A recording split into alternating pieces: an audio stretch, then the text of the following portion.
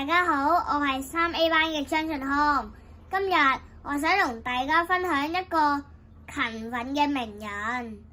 嗰個勤奮嘅名人叫做康衡。康衡係一個漢朝嘅人，佢嘅屋企好窮，所以買唔到蠟燭。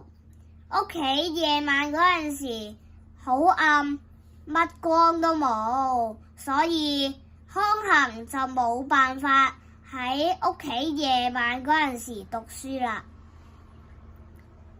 但係佢嘅鄰居好有錢，康衡就諗到一個方法令到屋企有光。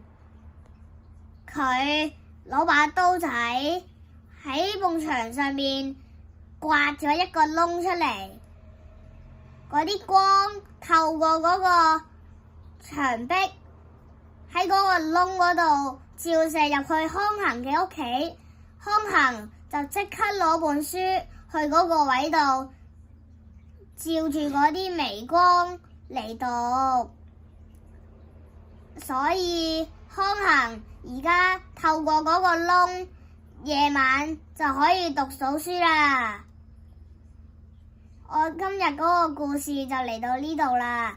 呢個故事教導我哋要學習康衡咁勤奮同埋努力嘅精神。